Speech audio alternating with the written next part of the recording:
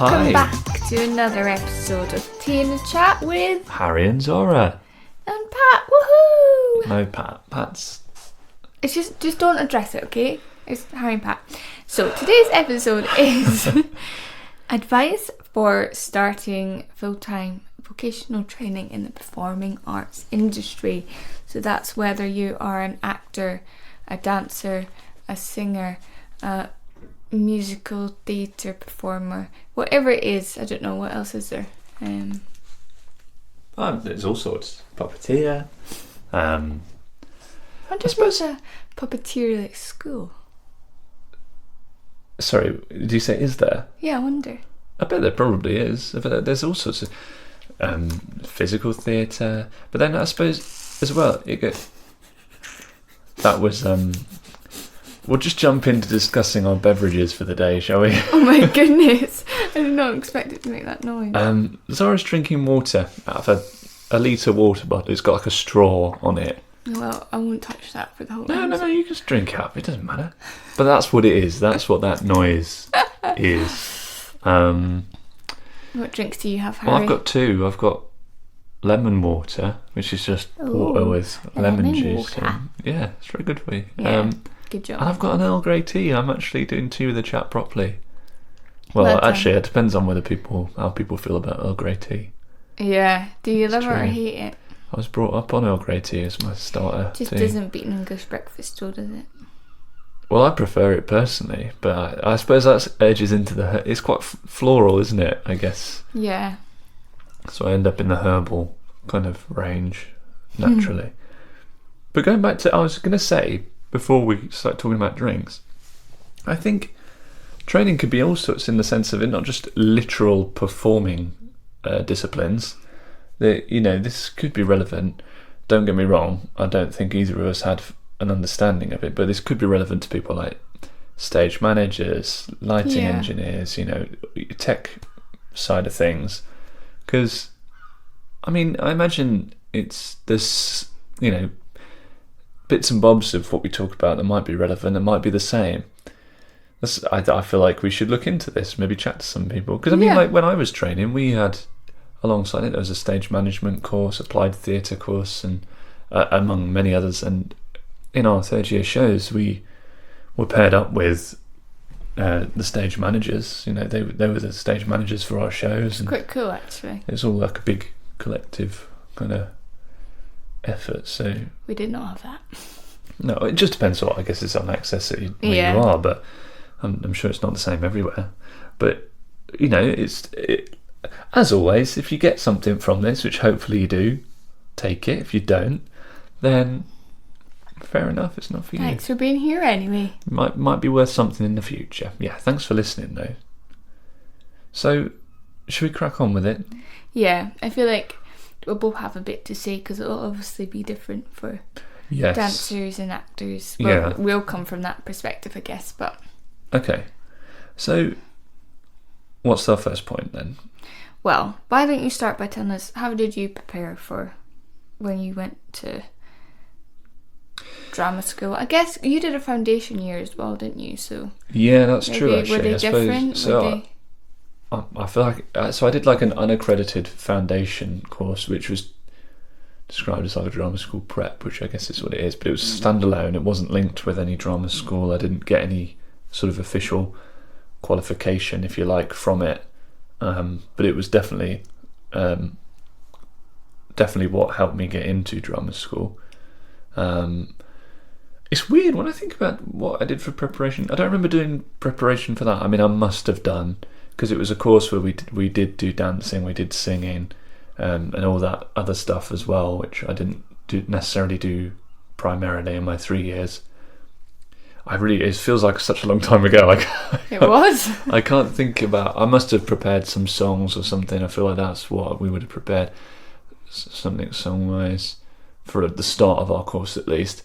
But then, for my 3-year training, I remember getting a reading list, stuff like that, along with some other bits.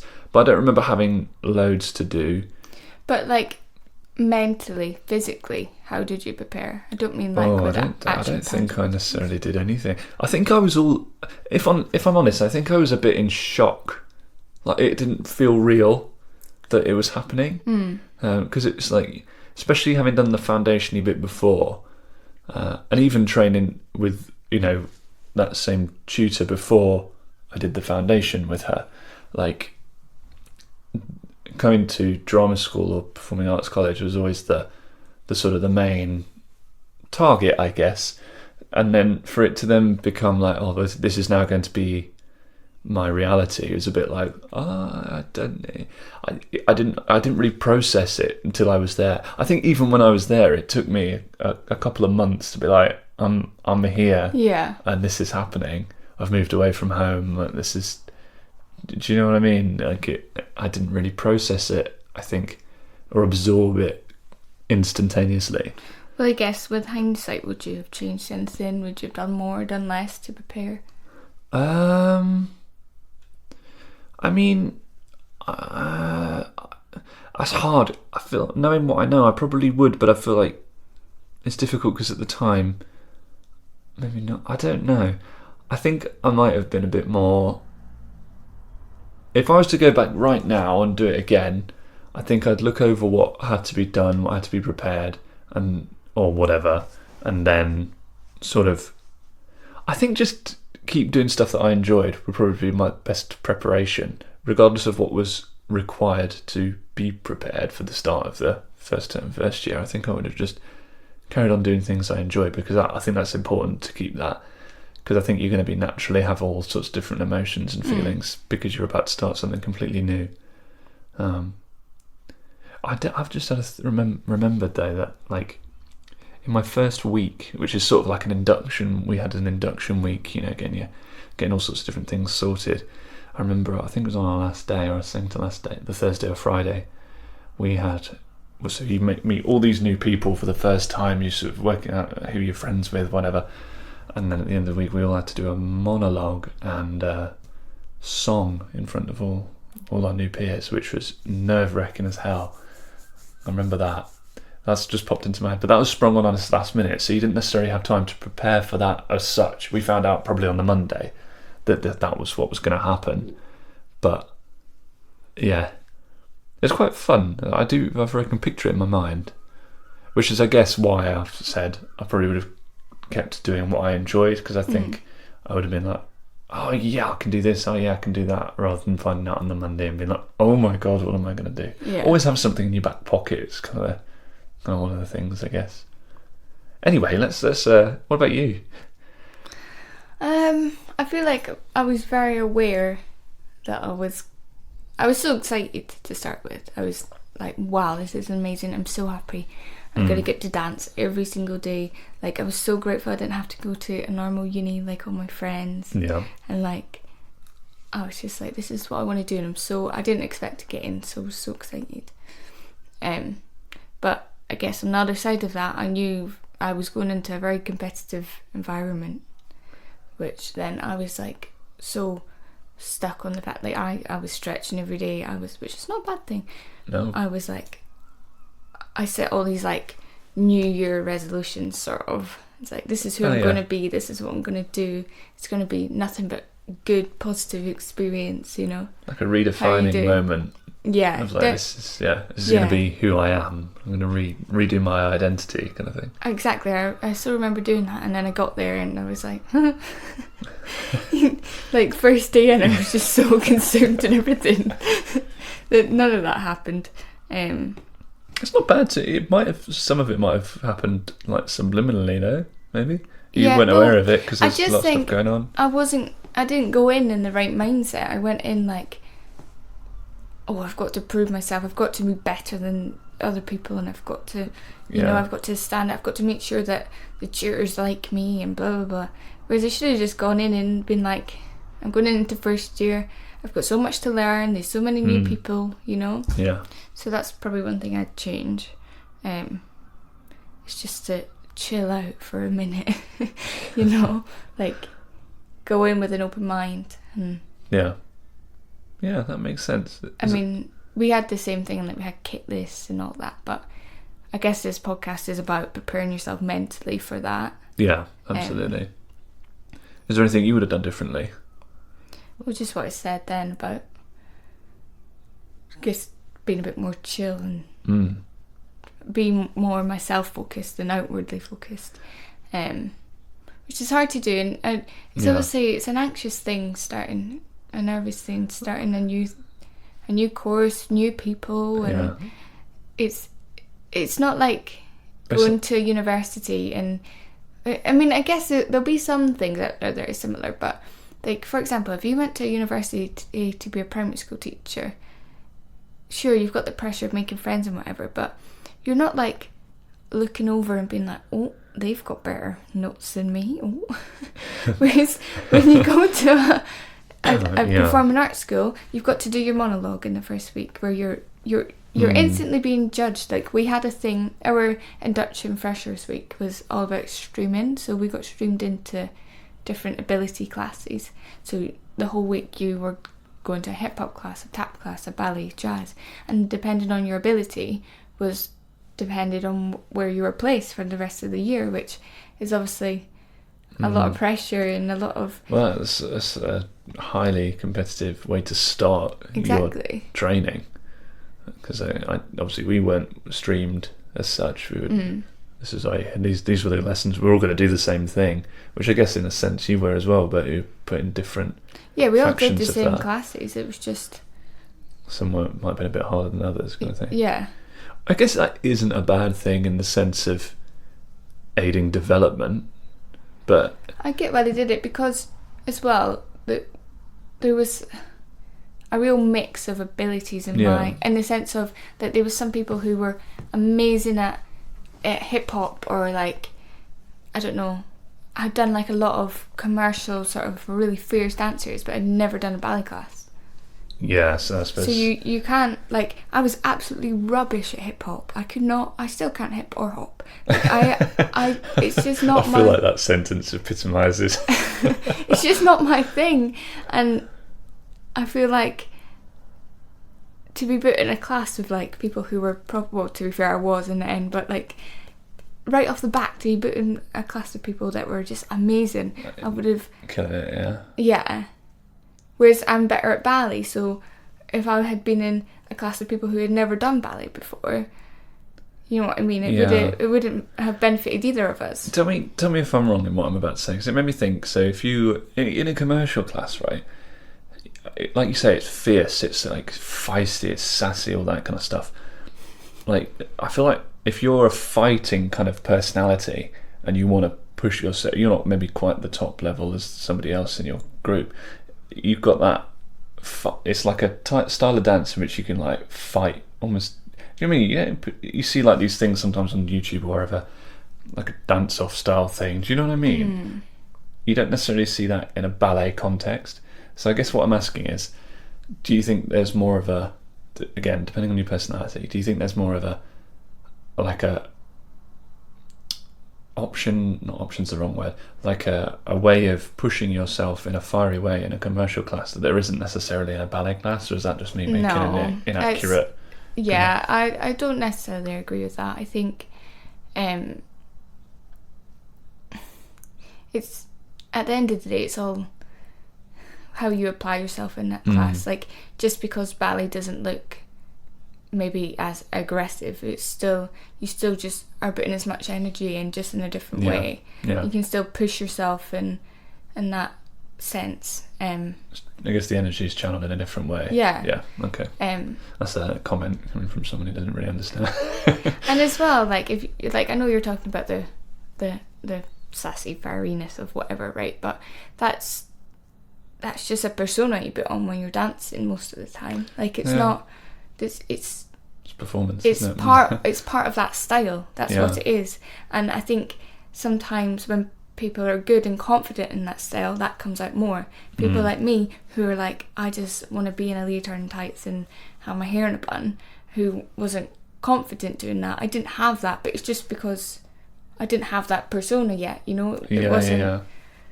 Whereas maybe in a ballet class, I would have had that exact same persona, you know what I mean? Yeah, in a different... Currently doing format kind of thing.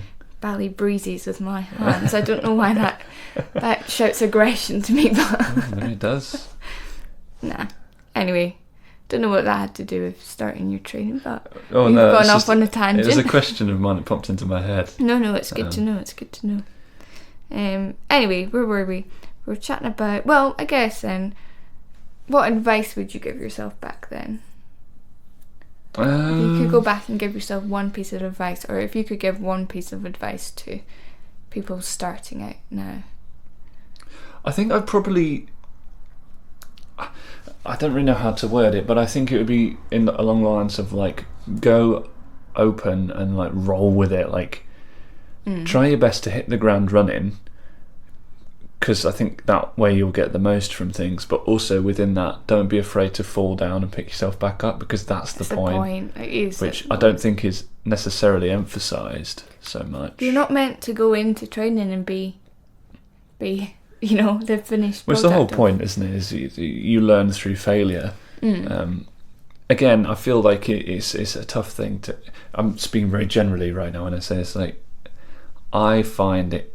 How can you judge an art form when everything's so open and interpretive? You know, how do you fail at something that you might one person might see as amazing what you've done, one person might see as something like, oh well, that's not. Yeah. It obviously depends. There'll be more context to what I'm saying, but I feel like that's why I feel that you should be open to everything. Open to someone thinking it's good, someone thinking it's bad. Open to tripping yourself up and being okay with doing that. Yeah. It's so easy to say. No, I think that would be my advice as well. Is just be gentle with yourself. I feel like there's so much pressure just from whatever to. Even if it's not said, you just feel this pressure of, oh, I'm starting something new, I want to be good, I want it to go well, I want to get on with everyone, I want everyone to like me, but I also want it. And I feel like you just got to be gentle with yourself and enjoy it. And it is fun. It is. Yeah, and it will be over. 3 years sounds like a long time, but it's also not that long. You'll be done before you know it, and I think I think if you enjoy it, you're going to get more from it at the end of the day. Yeah. There's going to be highs and lows, but... And you always talk a bit about... Which I don't know if I felt... No, I did feel similar. In the sense of there's sort of a bubble that you're in while you're training. Yeah. And I think enjoy that bubble. Like, enjoy that. At the end of the day, it is a safe space to fall down and try again and practice new things, find out who you are as a dancer, actor, singer, as a person, and just soak up that energy in that bubble before you have to go out of that bubble and be in the real world, And character building, isn't it, I guess? Pushing Definitely. yourself and I do think though, if you can get through 3 years of training and still want to perform and like audition and everything at the end, then that's a win, like that's you're on the right track, you're doing the right thing, because a lot of people go to training and be like, actually this isn't for me, this is that's a lot true. of work that's very true. I didn't want to put in, and people learn different things about themselves along the way. I think that's true, actually. That's a good point to mention. A lot of people, and I think this goes for many different factions, not just performing but in many different ways. You'll have people who come and do a course in whatever and then get through their first term and be like, no, this isn't for me. Through their first year, second year, even finish the whole 3-year course if it is a 3-year course, and then be like, actually, nah. Which is completely okay, absolutely. Of course. If it takes you that long to work it out, there's nothing wrong with that. The point is you worked it out, and that's the main thing. Yeah. Do what makes you happy and all that. Absolutely. Big advocates. I guess something you can talk about a bit, because where I trained, it's funny, we were talking about this a lot when we were planning out this podcast, because I trained in Scotland, so it's different how it works, I guess, in the sense of again, I went to a private sort of school, not private school, that sounds, how do you explain it, it wasn't connected to some sort of university. Independent. Yeah, it was because in Scotland you don't necessarily pay for your university education, but then I had to pay to go to this place because it was private. I think a lot of, generally speaking, many schools, drama colleges, whatever, performing arts places are not necessarily funded by what's the word? Council? Not the council, the student loans company and all the rest of it. You know, that when you go to normal university, you get your student loan and all the rest of it. I don't think all colleges are funded or have that same method. Some of them are generally sort of private in the sense of you pay your fees to this school. And you don't get a loan necessarily. I don't know much about it. Yeah. Because I will get into mine in a minute. But yeah, mine wasn't like that because you still got your loan and everything. But I think the difference is in Scotland you don't actually pay for your university education. Like you would get in England, tell me if I'm wrong, you would get your loan and everything, and that would go towards paying for your. Yeah, that's right. Whereas we still get our loan and stuff in Scotland, but that's ours. The education's paid for. So what's the loan for? Yourself, for your student living, for whatever. Oh, I see. So it's a student loan that's not for the tuition. It's for. Yeah. It's a bit like a maintenance loan. Yeah, you don't pay for your tuition at all. Oh. But obviously, because I went to a private school, my tuition wasn't paid for. I had to pay that myself. Although I got a student loan, so I could use that for that. Yeah. You know, it worked out in the end. But anyway, my point I was making was I stayed at home to save some money because I was paying for that, whereas you moved out, didn't you? Yes. Yeah. I moved away from home to Birmingham, lived in student halls and then in student housing for a couple of years, which is a big thing. Yeah. So definitely it's a big thing you have to prepare for. Yeah. You know, you'll find out about, if you're not doing it already, you'll find out sort of how to you'll figure out your own little routines and ways of doing things, and you're cooking, you're doing your washing. Do you know what I mean? Like the life things that you'll carry on doing for the rest of forever, which you may have been doing at home already or not, I don't know. But that was not weird. I don't really know how I felt about it. It's just an extra layer to everything you're already feeling. There's so much going on, and it's just a part of it. And I think that's part of what I was saying earlier in the way of I didn't necessarily process everything completely straight away. Because it's like all of a sudden, you know, I'm in student halls and I'm living with these 4 random people. But in the realms of that, I was kind of quite lucky because in my student halls there was, as I say, 5 of us in total, including myself, and me and 2 others in my bit were in the same year on the acting course. So it's like I'm with 2 of my peers, which is kind of good in a way, because it's like automatically we've got someone to talk to, someone to relate to. Not that is a necessity. And then the other 2 girls were on the applied theatre, so we were all part of the Birmingham School of Acting, as it was at the time. So there was a bit of a underlying connection there, but it was a nice group of people, and everyone's in the same situation pretty much. So, you know, obviously some people are more confident than others. But in terms of preparing for that, like advice for starting and advice for how would you prepare for moving out? Like, what do you wish you'd known back then? What do you wish was different? I honestly don't really know. I think for some reason, one of the things that pops into my head, which is still a thing I find now actually, when I move to different areas, because I used to do a lot of singing at home all the time. When I moved to a new place, it was like, I feel like I can't sing here. Like you have to warm into the area and sort of get a feel for, do you know what I mean? Well, for me, it's like singing in your bedroom is very different than singing in your room that you've then moved into when you've got someone you don't know next door on one side and then the same on the other side.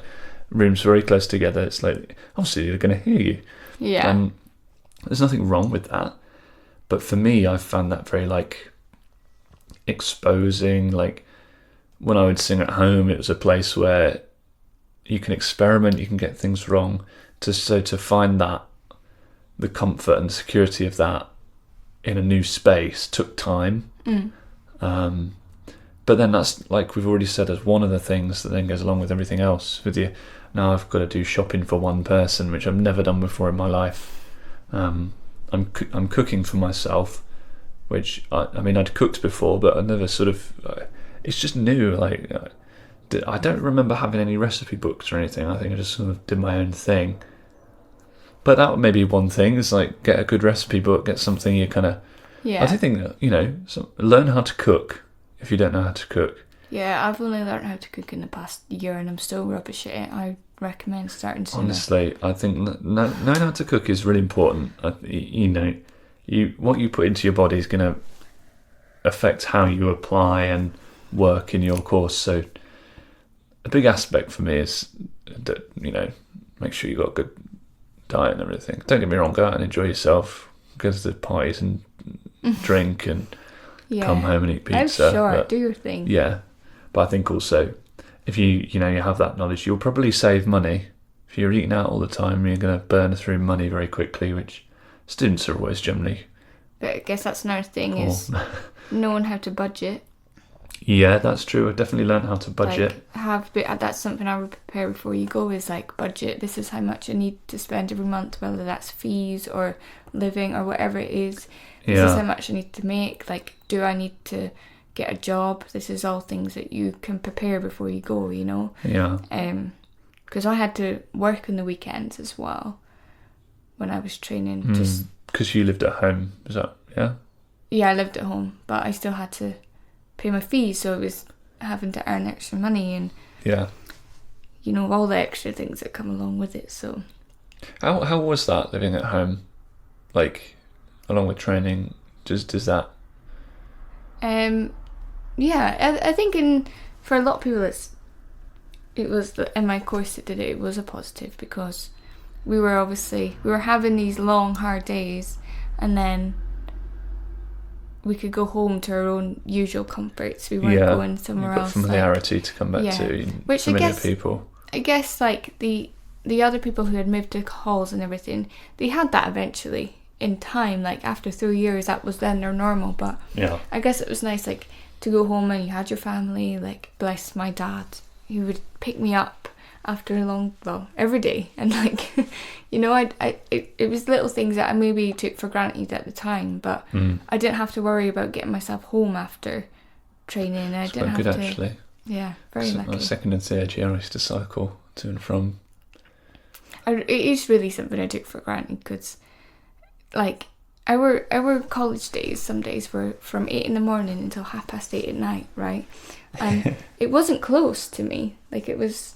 I would have had to get at least 2 buses. Yeah, I would have had to even further. Like it was quite far out. So just little things like that, I think I'm grateful that I lived at home for. Yeah. Like coming home and having like home cooked meals and. Yeah, I suppose that's why you wouldn't necessarily need to learn. Yeah, that's why I don't know how to cook now, because I never did it. No, but then that's it. I think embrace that, enjoy that if you've got the luxury of that. One thing it does make me want to ask though is, did you ever feel like you were left out in some way of the people who were living in halls? Was it, or any elements of? Do you know what I mean? Did you ever feel like you were missing out on something in that respect? Because I think a lot of people will go to whatever, if it's uni, college, whatnot. And that's part of the experience of going. Do you know what I mean? People sort of talk about that sometimes. Do you ever feel like you missed anything in that regard? I feel like I didn't, simply because there was so many people that were doing the same. Like I would say we were quite evenly split between half of us that lived at home, if not a bit more, and half of us that had moved into some sort of uni or halls or whatever. But there was people that travelled. Like some of my friends from Dunfermline, Kirkcaldy, sort of like up past the bridge. So you have to get a train in every day for like an hour. And remember, if you have ballet at 8, that means you're going to have to be on the train by 6:30 at the latest. Probably earlier than that, 6 o'clock. To even get to the place on time. Because then once you get to the train station, you've got to get a bus to the building. And then you'll have to do that and the reverse on the way back. Yeah. So, I never felt like I was missing out, because there were so many of us that were doing that. Yeah. But God, yeah, can you imagine like doing all that travel? So there wasn't like any like, I don't know. I mean, did you still like? So I'm trying to ask is, there would have been like little student hall parties and things. We just went. No, just went, and then you'd go crash, you'd stay, go home afterwards. The thing is, like, you were never excluded from whatever was going on. We were a really small year. Like in the end, we graduated as 15 or 16. So we were small, and everyone was invited and part of everything. I think. I think if it, I'm finding it hard to answer because I think I never thought about it at the time, and if I did feel in that way, I think I would have done something about it. Like I think, especially by second and third year came around, my friends were moving out into like house seats rather than halls, and I could have gone with them if I had really wanted to. But yeah, I think that's a good thing though if you didn't notice it, because it means you were doing probably what's right for you. And I think that's important to stress that whatever your situation, whatever your living situation, when you're training, just do what's right for you. 100%. And I think you'll probably discover that along the way. Like, oh, this works for me. I love going out every weekend, or I'll maybe go out once every other weekend, or as an example. Do you know what I mean? Yeah. I do sort of remember feeling like, because I worked on the weekend and a lot of people didn't, that was the one time where I was like, well, if everyone's going out on a Saturday night, I had to be up to do children's parties at 8 on a Sunday, It was like... Yeah. I found that was probably harder than anything else, but it was nothing to do with my living situation. It's just a work. So you worked alongside. Do you want to talk more about that, or is it just literally just... It just is what it is. Yeah.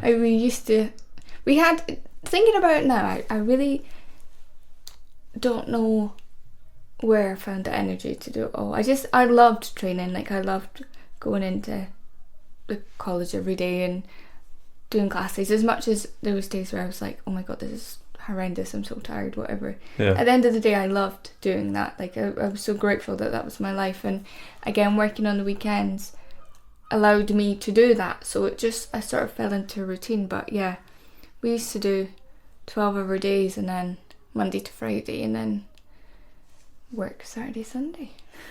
It's a lot. It's full on. Need your breaks. Yeah, it wasn't all bad. Holiday period. I did have a lot of like Sundays off every now and then and stuff, so it wasn't too bad. But yeah, it's a lot. It's intense. That's the point of it, isn't it? It's intense. I think it's good to note at this point that, like, whether you're moving out or not moving out, like, we've done both, and either's fine. Like, they both work. There's no right or wrong way. Yeah. Of doing it. You can absolutely live at home, live away. Obviously, some it depends where you go, doesn't it? You might be required to live away. So. True. I feel like most people are. I'm really quite generally lucky where I was, that there was such a big school and opportunity there. Because if not, I would have had to go. I think that, again, we circle back to the main point is you do what's right for you. You don't have to, if you're close enough to live at home and that feels right, do it. But even if you're close enough to live at home and you want to go live in halls or wherever, go do that. There was lots of people that did that. Yeah.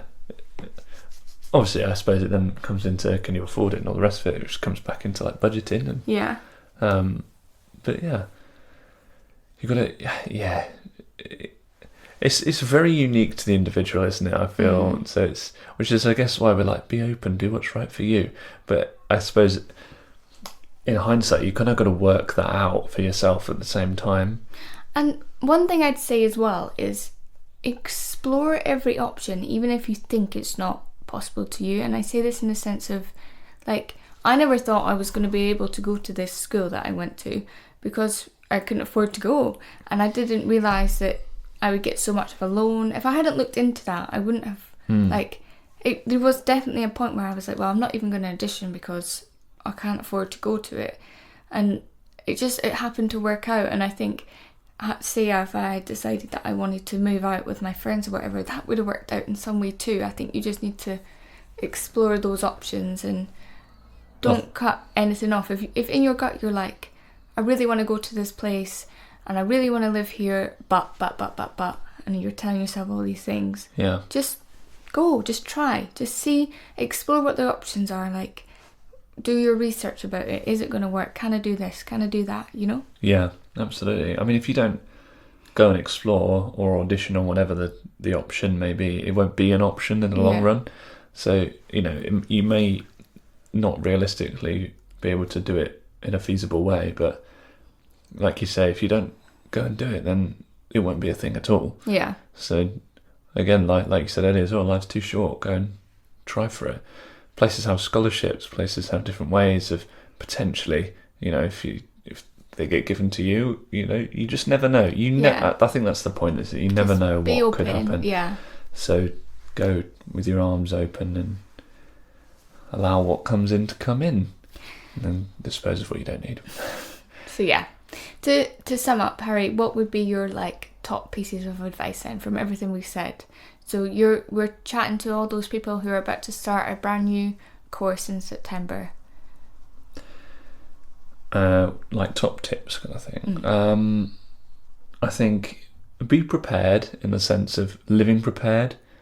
I'm sure there's like, you can go on, you'll probably get stuff from wherever you're training, get a little like life, moving to uni list, whatever. Yeah. Things that, because there'll be things on there that you don't even necessarily think of. One that comes to my mind when I looked at this was like, get a pack of cards, because it's like you can play cards with people. You know, it doesn't have to be cards per se, but do you know what I mean? But yeah, I think having all those little things, like if you're as physically like tangible little things prepared for that, it'll make the other things easier. You've got less to think about. Yeah, learn how to cook. Do you know? Boring. Have these little things prepared. If you've got a summer to get yourself set, obviously you might be going on holiday, or whatever, but there'll still be time to get things together, get yourself in a mindset. You'll probably be added into things like Facebook groups or WhatsApp chats of your New Year group. Yeah. And you might be able, if someone's nearby, you might be able to go meet up with them. This is interesting actually that you mentioned that, because one thing I did, which I would highly advise you not to do, like if I could go back and change it, is I was obviously added to a Facebook group with everyone who was going to be in my year, and that was all the courses. So I was on dance course, but there was loads of other courses as well, and we're all put in together. And I stalked them for hours. I went through everyone's Facebook page. I was like, are they going to be in dance course? Are they going to be in dance course? Are they good? Looking at their videos. Like, I was obsessed with just wanting to put my best foot forward, in a sense of like, I wanted to be good. And it was so toxic and not what, like, I was already competing. I hadn't even met these people. I didn't even know if they were on my course. And I was already comparing myself and like... Yeah, I don't think that's perhaps the best thing to do. But that's... I seen that at the time as preparation for going to dance school. And I'm here to tell you that is not preparation. That is a surefire way to make yourself feel like crap, you know? Yeah, okay. Well, so that's a good thing. Don't do that. Go meet people and find out who they are. Work out their abilities and all the rest of it later. This is the other thing. So, you know, relationships will develop, and you might be really close to someone in your first year, and then find out actually they're fine, but I get on more with this other person, and that's a life thing. Yeah. Don't let that affect your training too much. I mean, it's going to. Let's be honest. It doesn't have to. It doesn't have to, but I'm definitely. Well, in my experience, there's a multitude of, you know, relationships, ins and outs of different things, and that's both in regards to friendships. You know, intimate relationships would happen and not happen, and do you know what I mean? Not on a dance course, everyone. Really? Yeah, I guess. But I think that's life, isn't it? But just, you know, you'll do what you want to do, but it might be worth bearing in mind you've got 3 years, so yeah. These people will be potentially, I don't know, what if you end up doing a duologue? If you know, from an acting perspective, you end up having a big fallout with someone, and then your third year they're someone you're doing a scene with in a showcase, you know? It might be really good for the scene, I don't know, but just be aware of that kind of stuff, you know? Decisions and actions will affect things. And I think my advice would just be to spend the summer, or however long you have, working on yourself in whatever sense. Work on your self-belief, work on your own abilities, work on your like approach to things, and I don't know, look inwardly, do some work on yourself, and I think that's the best way to set yourself up. You'll head into the training environment thinking, how can I better myself? How can I get the most out of this? Rather than looking at it as, I'm gonna be better than that person. Yeah. How can I be the best? What are they thinking of me? What can I do to make them like me? And I think you need to switch that from the very start. You need to. I think that's a very good thing to say, because at the end of the day, once those 3 years are done, you may never see any of those people ever again. True. And whilst you may compete with them to better yourself, if that's one way of looking at it, or whatever you do, at the end of the day, when you're out there in the industry, the only person you're going to really compete with is yourself. Exactly. You know, you're the only person who can do what you can do in the way you do it. And that's pretty amazing. Yeah, and no one else can do that. So, you know, if you think about it in that way, it doesn't matter what Joe Bloggs, who you trained with for 3 years, is doing, whether they're, I'm doing quotation marks, more successful than you. That's just, your journey is yours, and it'll cross and intertwine with others, but the journey's always going to be yours, and that's exactly. I think, yeah, that's worth the main focus of your psyche. I think that's a good place to end it. I think that's a valid point in. I agree. Where your energy should go. I hope there's some interesting points to take from this for people, because I feel like this is a little bit different to how we normally talk about things. We normally are a bit more sort of perhaps constructive in like, we recommend do this, do that. Whereas this has been a bit more of a chat about our experiences and how we would perhaps think in hindsight, or maybe recommend applying. We want you to learn from us in a sense, you know, like we've done it, we've been there, and we want you to. We've had different experiences in that way as well, you know, differing kind of journeys. So hopefully you can get something from it. I think if anyone has any questions or something you want to ask, something that we haven't said that you might feel we can answer, please get in touch, let us know. We will absolutely get back to you. Yeah. Good luck if you're starting. Yeah, good luck. Enjoy it. It will be brilliant. It is fun. Just go in and be excited. I'm excited for you all. You know? It'll be amazing. It's a new adventure. It will be amazing, yeah. Anyway, we'll see you next week. We will see you next week. With Harry and Zara and Pat once again. Just Harry and Zara. And hopefully, who knows what we'll be drinking, but I'm sure we'll let you know. Hope you have a great weekend, whatever you're doing. We'll see you next week. See you next week. Bye. Bye. You have been listening to Tina Chat with Quartz Academy. If you have any questions or things you want to know, visit our website at www.quartzacademy.co.uk or email us info@quartzacademy.co.uk. You can also find us on our socials, Instagram, Facebook and TikTok. Thanks for listening. We're so happy you're here. See you next week. Bye.